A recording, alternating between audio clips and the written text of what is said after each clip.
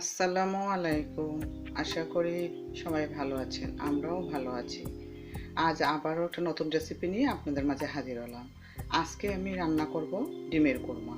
ডিমের কোরমা রান্না করতে আমার প্রথমে ডিম নিয়েছি আমি 10টি।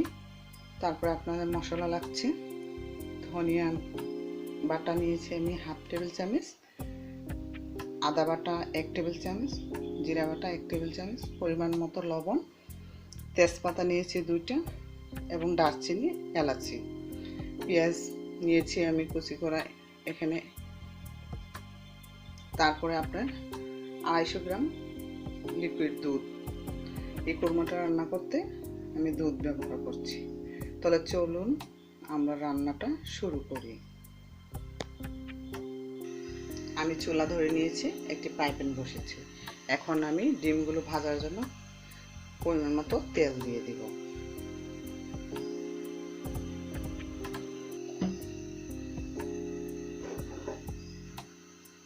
ডিমগুলো শুধু এমনিতে একটু লবণ দিয়ে ভেজে নেব।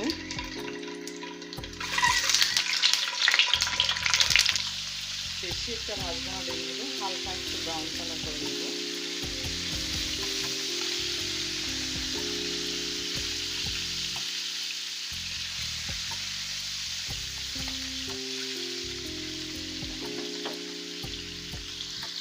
এখন আমি ডিমগুলো নামিয়ে ফেলব।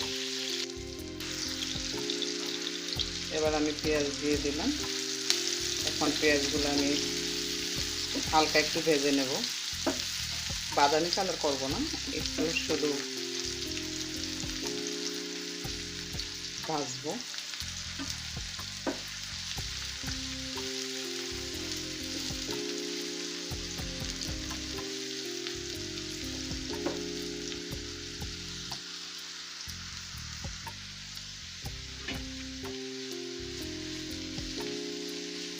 এই পর্যায়ে আমি দিয়ে দেব এখন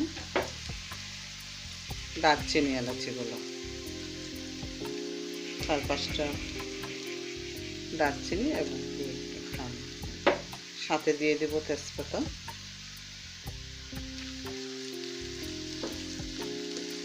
আবারও আমি এগুলোকে নাড়াচাড়া দিয়ে নেব।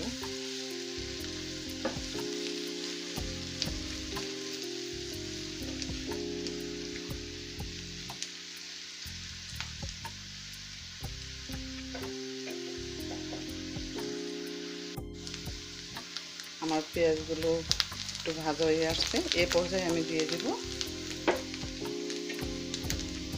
জিরা বাটা, আদা বাটা এবং ধনিয়া বাটা, পরিমাণ মতো লবণ।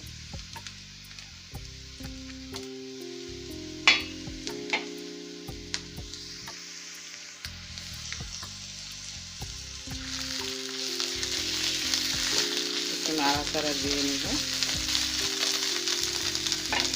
একটু পানি ব্যবহার করব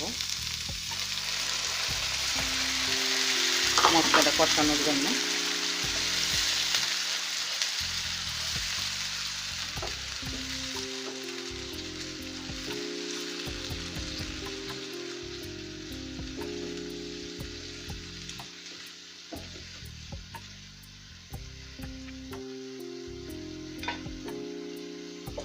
মশলাটা কষানোর জন্য ঢাকনা দিয়ে ঢেকে দেব।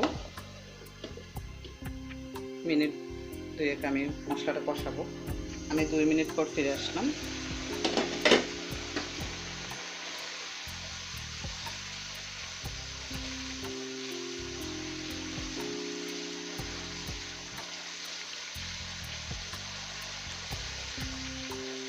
ভালোভাবে নাড়াচাড়া দিয়ে মশলাগুলো আমি কষিয়ে নেব।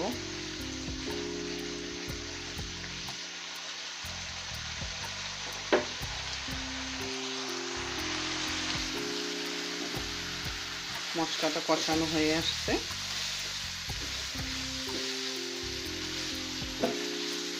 এই পর্যায়ে আমি দিয়ে দিব দুধ। এখন আমি দুধটা দিয়ে দিব।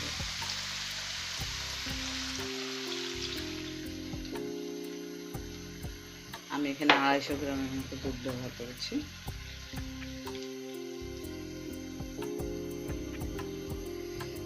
এখন আঁচটা চুলার কমিয়ে রান্না করব, যেহেতু এখানে দুধ দেওয়া হয়েছে। সে বলক আসলে মানে বলক আসলেও উঠলে পড়বে, এজন্য আমি তাপটা কমিয়ে ঢাকনা দিয়ে ঢেকে দেব।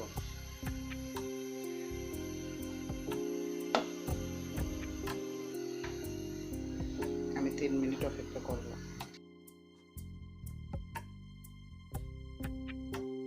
3 মিনিট পর আমি আবার ফিরে আসলাম।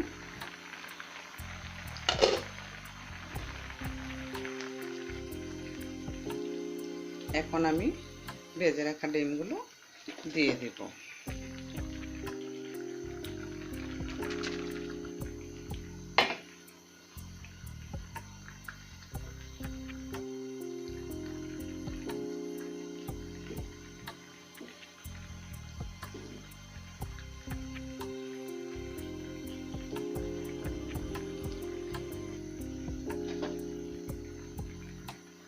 আবারও আমি ঢাকনা দিয়ে ঢেকে দেব মিনিট 2-1 জন্য। 2 মিনিট মতো ঢেকে রান্না করলে হয়ে আসবে আমার ডিমের কুরমা রান্নাটা।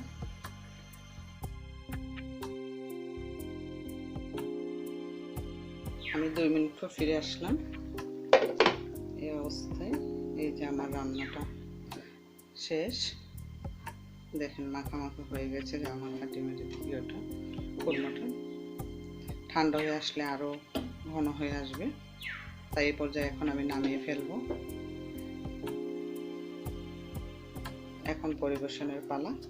তাই আপনাদের যদি ভালো লাগে অবশ্যই আমাকে লাইক, শেয়ার এবং কমেন্টস করবেন, সাবস্ক্রাইব করবেন।